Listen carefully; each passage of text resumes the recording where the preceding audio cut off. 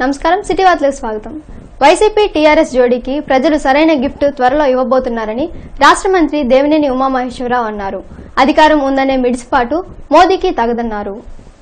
Jagan London వెళ్తూ YCP incharge పదవిని కేటీఆర్కు అప్పగించినట్లు ఉన్నారని మంత్రి దేవినేని ఎద్దేవా చేశారు.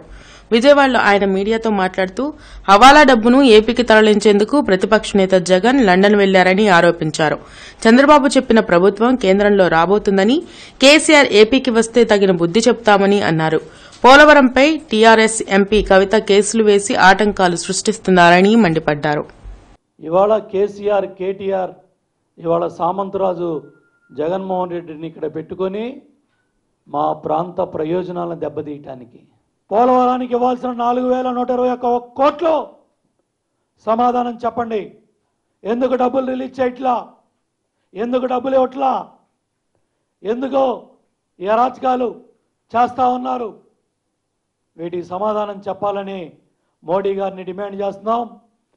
ఆంధ్రప్రదేశ్కి జగన్మోహన్ రెడ్డిని ముఖ్యమంత్రిగా ప్రకటిస్తూ ఉన్నాడు. యువరాజు కేటీఆర్ ఫర్మానా చదువుతూ ఉన్నాడు. ఆంధ్ర బిర్యానీని పేడ అంటాడు.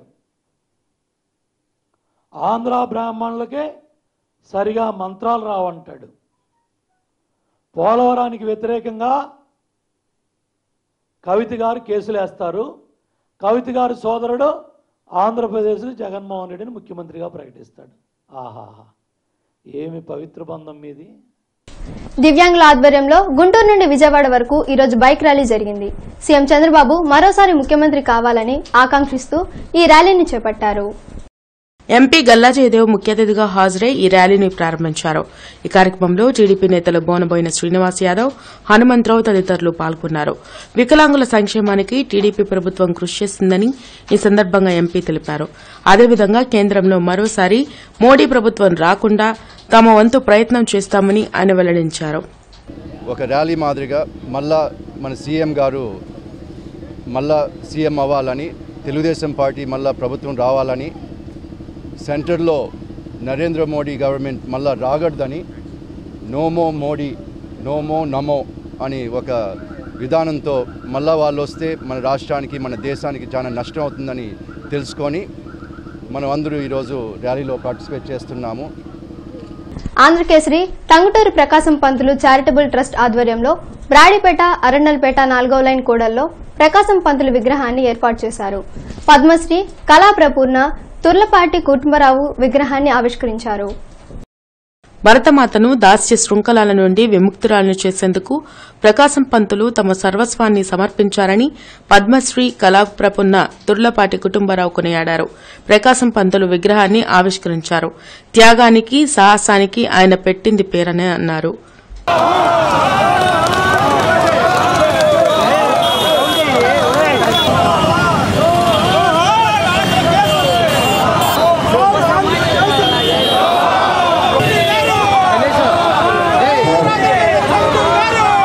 తన ఆస్తిని సమాజానికి, ప్రజల సంక్షేమానికి ఉపయోగించి కటిక పేదరికంలో ఉన్నత విద్యను అభ్యసించిన మహోన్నతమైన వ్యక్తి ఆయన అని ట్రస్ట్ కన్వీనర్ బందా సిస్టర్ అన్నారు. మద్రాసు రాష్ట్రంలోని ఆంధ్ర ప్రాంతంలో ప్రకాశం సైమన్ వ్యతిరేక ప్రదర్శనకు నాయకత్వం వహించారని ఆయన గుర్తు చేశారు. మరి ఆయన లాయర్గా కోటాను కోట్లు సంపాదించాడు. ఇప్పుడు లెక్క ప్రకారం అయితే స్వాతంత్రోద్యమంలో చేరే నాటికి ఆయన బ్యాంక్ అకౌంటు 18 లక్షలు ఉంది. బ్యాంక్ అకౌంటు మరి ఒంగోలులో ఒక బిల్డింగు, రాజమండ్రిలో 2 బిల్డింగ్స్, వినోదరాయుడుపాలెంలో ఒక బిల్డింగు, మైలాపూర్ మెడ్రాసులో ఒక బిల్డింగు, మరి ఊటీలో ఒక బిల్డింగు, ఇలా మొత్తం 6 బిల్డింగులు ఉన్నాయి. రాజమండ్రిలో సెంట్రల్ జైలు పక్కన ఆయనకి మరి 100 ఎకరాల సుక్షేత్రమైనటువంటి భూమి ఉంది. ఇవన్నీ కూడా దేశం కోసం సర్వస్వం త్యాగం చేసినటువంటి మహానీయుడు, మహా త్యాగమూర్తి. అలాంటి వాడు మళ్ళీ రాడు. టంగుటూరి ప్రకాశం పంతులు గారంటే ఒక కులానికో ఒక మతానికో సంబంధించినటువంటి వ్యక్తి కాదు.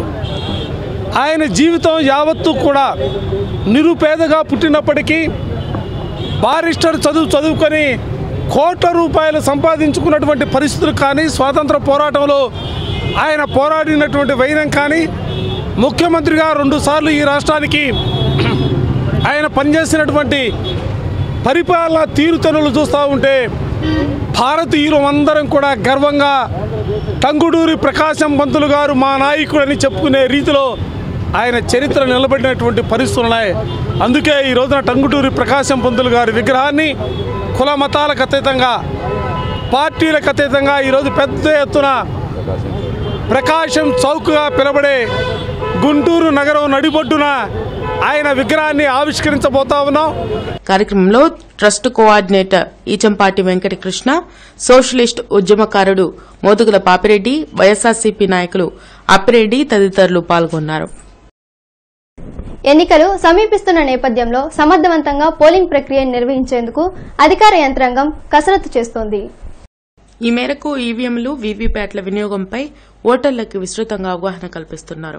ఇందులో భాగంగా నగరంలోని 37వ డివిజన్లో అవగాహన కార్యక్రమం నిర్వహించి ఈవీఎంలు, వీవీప్యాట్ల వినియోగం, వాటి పనితీరుపై స్థానిక ప్రజలకు అవగాహన కల్పించారు. ఎన్నికల సిబ్బంది ఏర్పాటు చేసిన ఈవీఎంలు, వీవీప్యాట్లు సమర్థవంతంగా పనిచేస్తున్నాయని ఈ సందర్భంగా స్థానిక టీడీపీ నేతలు సంతృప్తి వ్యక్తం చేశారు.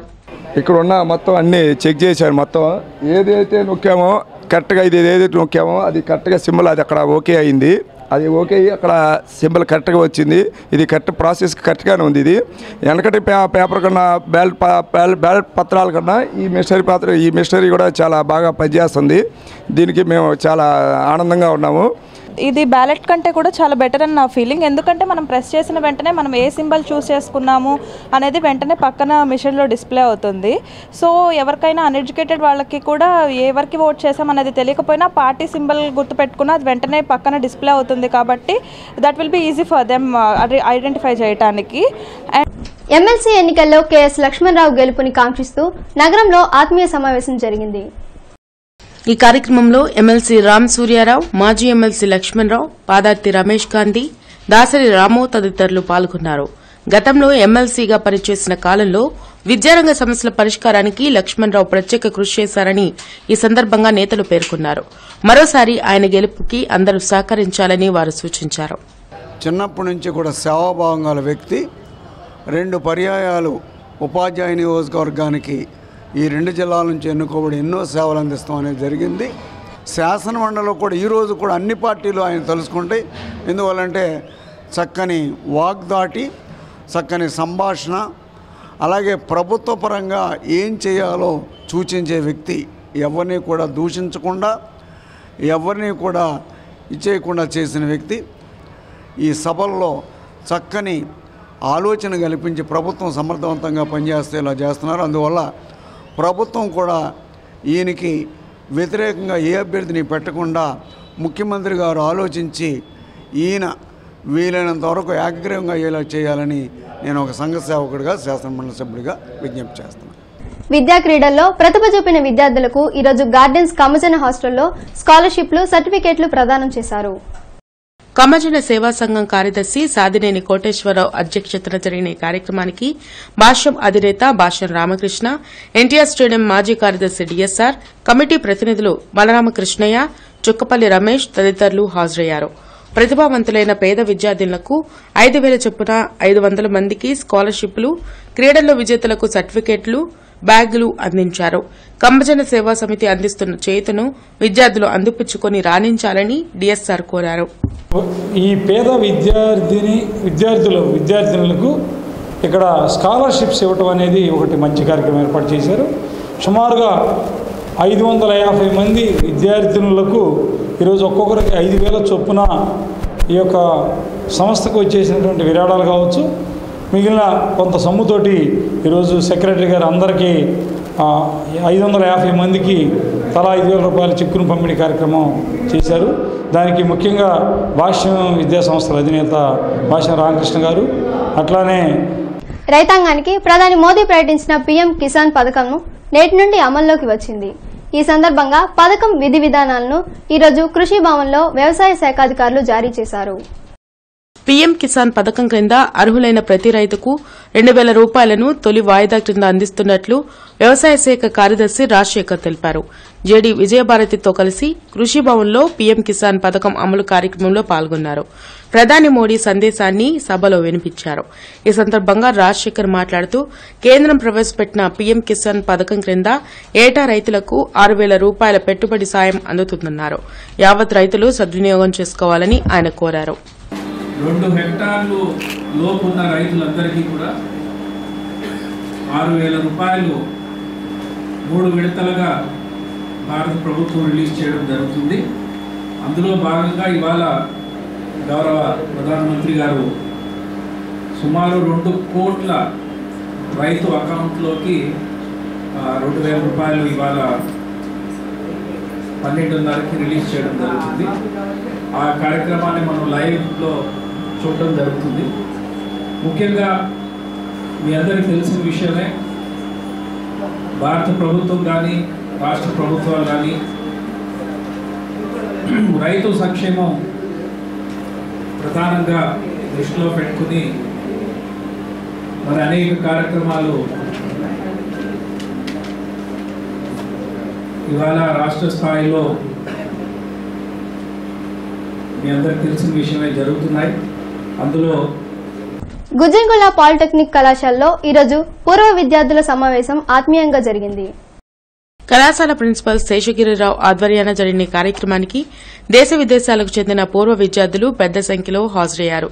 నాటి కళాశాల రోజులను నెమరవేసుకున్నారు. తోటి విద్యార్థులతో తమ అనుభవాలను, స్నేహ అనుభూతిని గుర్తు చేసుకున్నారు. ఆప్యాయతతో ఆలింగనం చేసుకున్నారు. తమ ఉన్నతికి కారణమైన గురువులను సత్కరించారు. తమ వంతు చేతను కళాశాలకు అందిస్తామని చెప్పారు. వీరిని ప్రిన్సిపల్ శేషగిరిరావు అభినందించారు.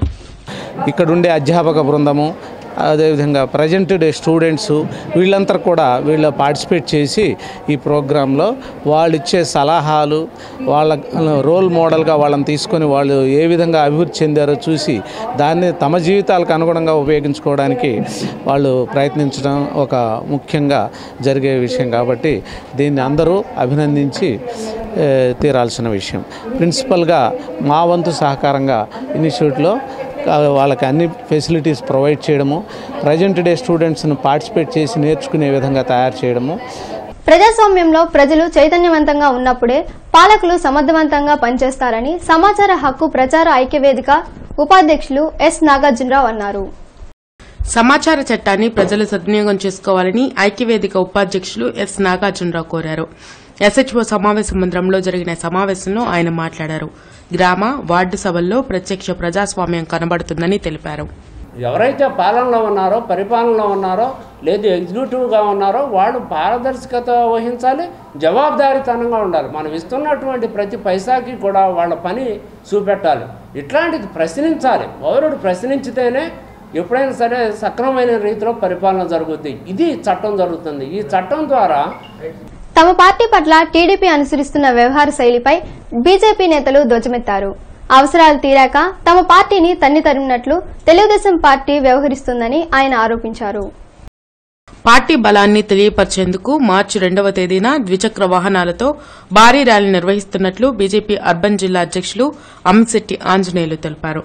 మీడియా ప్రతినిధుల సమావేశంలో మాట్లాడుతూ రాష్ట్రాభివృద్దికి కేంద్ర ప్రభుత్వం అండగా నిలిచిందన్నారు. మార్చి 2వ తారీఖున దేశవ్యాప్తంగా సుమారు 1 కోటి బైక్స్, 2 వీలర్స్ తోటి దేశవ్యాప్తంగా అన్ని జిల్లా హెడ్ క్వార్టర్స్లోనూ, అసెంబ్లీ యొక్క హెడ్ క్వార్టర్స్లో కూడా బైక్ ర్యాలీ నిర్వర్తించాలనే జాతీయ పార్టీ నిర్ణయం ప్రకారం ఇక్కడ గుంటూరులో కూడా 2వ తారీఖున ఉదయం 11 గంటలకి సుమారుగా ఒక 3000 బైక్స్ తోటి ఒక గొప్ప బహిరంగ ప్రదర్శనతో పాటు ర్యాలీగా నిర్వహించాలని నిర్ణయించడం జరిగింది. ఈ యొక్క కార్యక్రమానికి ముఖ్యంగా భూమిక వహించేటువంటి యువమోర్చా వారిని ఇవాళ మీ అందరి సమక్షంలో కోరుతున్నాం. ఈ యొక్క సభ, ఈ యొక్క ర్యాలీ సక్సెస్ అవడానికి మీ అందరూ ప్రయత్నం చేయాలని కోరుకుంటూ, నకిలీ తైక్వాండో సంస్థల పట్ల ప్రజలు అప్రమత్తంగా ఉండాలని న్యూ ఆంధ్రప్రదేశ్ తైక్వాండో అసోసియేషన్ రాష్ట్ర ప్రధాన కార్యదర్శి పి అచ్యుతారెడ్డి సూచించారు. నకిలీ తైక్వాండో సంస్థలపై ప్రభుత్వం చర్యలు తీసుకోవాలని ఆంధ్రప్రదేశ్ తైక్వాండో అసోసియేషన్ రాష్ట ప్రధాన కార్యదర్శి పి అచ్యుతరెడ్డి డిమాండ్ చేశారు. మీడియా ప్రతినిధుల సమావేశంలో మాట్లాడుతూ గుంటూరు జిల్లా అసోసియేషన్ అధ్యక్ష కార్యదర్శులు ఎస్ శ్రీనివాసరావు, కె శ్రీనివాసరావులను నియమించామని ఆయన వివరించారు. కోశాధికారిగా బి కాశీనాథ్ రెడ్డి నియమితులయ్యారని ఆయన తెలిపారు. ఈ మధ్యకాలంలో గవర్నమెంట్ చాలా క్రీడలకి సపోర్ట్ చేస్తూ 2% కోటా ఇచ్చిందండి. 2% కోటాలో డిఎస్సి ఎగ్జామినేషన్ కండక్ట్ చేశారు. అదేవిధంగా పోలీస్ రిక్రూట్మెంట్ చేశారు. వాటిల్లో 2% కోటా అమలుపరచడానికి మొట్టమొదటిసారిగా ఏంటంటే వాళ్ళు ఒక నిర్ణయం తీసుకొని ఆర్డర్ రిలీజ్ చేసినప్పుడు వాళ్ళకి ఒక ఎనెక్సర్ పెట్టాల్సి వస్తుంది. ఆ ఎనెక్సర్ పెట్టినప్పుడు ఏంటంటే ఆ ఎనెక్సర్లో స్టేట్ అసోసియేషన్ సెక్రటరీ తర్వాత స్పోర్ట్స్ అథారిటీ వాళ్ళ తాలూకా ఆథరైజేషన్ ఉన్నప్పుడే వాళ్ళకి ఆ కోటా ఎలిజిబిలిటీ అనేది ఇవ్వడం జరుగుతుంది. అటువంటి టైంలో ఇటువంటి దొంగ సర్టిఫికెట్లు అన్నీ మా దగ్గరకు వచ్చి స్పోర్ట్స్ అథారిటీ మాకు పంపిస్తారు. ఈ డిపార్ట్మెంట్లో వాళ్ళు స్పోర్ట్స్ అథారిటీ వాళ్ళు ఏంటంటే కన్సర్న్ సంఘాలకి పంపించి అది జెన్యూనా కాదా అని చెప్పేసి సర్టిఫికేషన్ తీసుకోవడం జరుగుతుంది. కాపులకిచ్చిన హామీలను చిత్తశుద్దితో అమలు చేయాలని కోరుతూ ఈరోజు కలెక్టరేట్ వద్ద ధర్నా జరిగింది. నవ్యాంధ్ర కాపు పరిరక్షణ సంఘం అధ్యకులు సత్యనారాయణ ఆధ్వర్యాన జరిగిన ఈ ధర్నాలో కాపు సంఘ నేతలతో పాటు వివిధ దళిత ప్రజా సంఘ నేతలు పాల్గొన్నారు. ఈ సందర్భంగా సత్యనారాయణ మాట్లాడుతూ కాపులను ఓటు బ్యాంకుగా వాడుకుని పబ్బం గడుపుకోవాలని చూస్తే గుణపాఠం తప్పదన్నారు. కాపులకు బీసీలకు వర్తించే అన్ని సదుపాయాలు రిజర్వేషన్లను తక్షణమే అమలు చేయాలని సత్యనారాయణ డిమాండ్ చేశారు. మొన్న 4.5 సంవత్సరాలు మెదలకుండా ఉండి ఒక 4 నెలలు ఎలక్షన్ జరుగుతూ ఉన్న టైంలో 8 మంది కాపు డైరెక్టర్లు వేశారు. అది అందరూ మనం చూసాం, మనందరికీ తెలిసిన విషయమే. అదేవిధంగా సంవత్సరానికి 1000 కోట్లు ఇస్తా ఉన్నారు కాపు కార్పొరేషన్కి. ఆ 1000 కోట్లు 5,000 కోట్లు రావాలి. అసలు దాని మీద క్లారిటీ ఇవ్వాలని చెప్పి మేము డిమాండ్ చేస్తూ ఉన్నాం. అలాగే కాపుల్ని బీసీ సామాజిక వర్గానికి బీసీ సోదరులకు ఇబ్బంది లేకుండా బీసీలో చేరుస్తామని ఆ రోజున అసెంబ్లీ తీర్మానం చేశారు. అది ఎక్కడికి పంపించారు? అవగాహన సంస్థ కార్యాలయంలో ఆరోగ్యంపై అవగాహన సభ జరిగింది. యోగాసనాల ద్వారా రోగాలు నొప్పుల నివారణ అనే అంశంపై యోగాచార్యులు కేశవరావు గురూజీ ప్రసంగించారు. యోగాసనాల ద్వారా మానసిక, శారీరక, సాంఘిక, ఆధ్యాత్మిక రుగ్మతలు తొలగిపోతాయని యోగాచార్యులు కేశవరావు గురూజీ అన్నారు. యోగాసనాల ద్వారా రోగులు నొప్పుల నివారణ అనే అంశంపై ఆరోగ్య సభ జరిగింది. మంత్రం చదవడం వల్ల ఒక రకమైన శ్వాస ఛేదనం జరుగుతుందన్నారు. నేను మహారాజున లేకపోతే చిన్న ఏదైనా పని చేసుకునేటువంటి సామాన్యుడు అనేది అసలు లెక్క చేయదు రావు ఎవరినైనా కూడా. అందుకోసం నేను చివరిలో కూడా రాశాను. అది మీకు నియమాలు వినిపెడితే మనకు పోయినట్టే. అందుకోసమే ఫస్ట్ అష్టాంగ యోగంలో యమ, నియమ, ఆసన, ప్రాణాయామ అని పెట్టారు. నియమాలు చాలా ఇంపార్టెంట్. ఇలా అంటే ఒక ఆయన ముందుగానే నియమం పెట్టుకొని వచ్చాడు. అట్లా అన్నారు యోగా రాదని చెప్పేశారు. శ్లోకం ఉంది, మీరు నియమం పెట్టుకొని వస్తే గురుగారి దగ్గరికి రాదని. నడుము నొప్పికి పొట్లకాయ తురుము తింటే చాలండి. ఏంటది? పొట్లకాయ తెలుసు కదా మీకు? పొట్లకాయ అది మనం శుభ్రం చేసి తురిమేసి దానిలో కొద్దిగా చిటికెడు ఉప్పు వేసుకొని కొద్దిగా మిరియాలు పొడి వేసుకొని చాలా బాగుంటుంది, టేస్ట్గా కూడా ఉంటుంది. అది తింటే చాలు. ఉదయం కూడా 100 గ్రామ్స్. ఇవి బులెటిన్ అప్డేట్స్. మరిన్ని అప్డేట్స్తో మళ్ళీ కలుద్దాం. నమస్కారం.